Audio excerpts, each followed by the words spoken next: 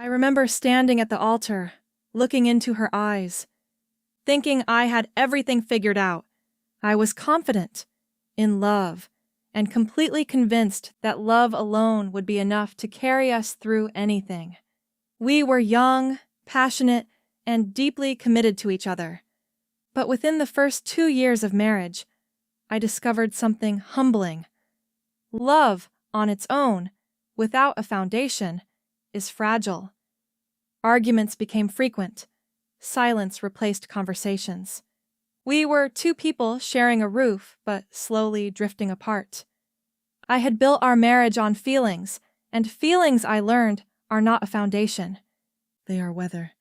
It was during one of our lowest moments that my husband suggested we try something we had both known, but placing Jesus Christ genuinely at the center of our marriage, not just as a Sunday ritual, but as the actual foundation of how we treated each other every single day. I was resistant at first. I thought spirituality was personal, separate from the practical struggles of a marriage. But desperation has a way of opening doors that pride keeps shut.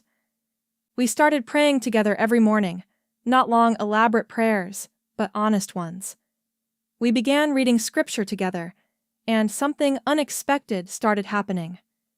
The words were not just spiritual, they were deeply relational and practical. When Jesus Christ became the center, the entire dynamic of our marriage shifted. The scripture in Ephesians chapter 5 speaks about mutual submission, about husbands loving their wives the way Christ loved the church, sacrificially, patiently, without condition. That verse stopped being a passage I read and became a standard I was held to. I could no longer justify my pride, my silence, or my selfishness, because I was measuring my actions against something far greater than my own comfort. My husband experienced the same transformation.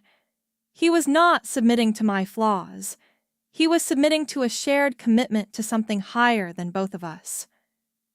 That distinction changed everything. People often assume that centering a marriage around faith means everything becomes perfect and conflict disappears.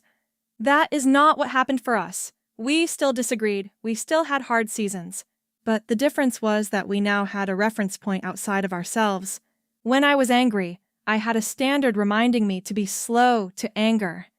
When he felt unheard, he had a truth reminding him of his worth and value. We stopped fighting to win and started fighting for each other. Forgiveness became less about feelings and more about a daily decision rooted in the grace we ourselves had received.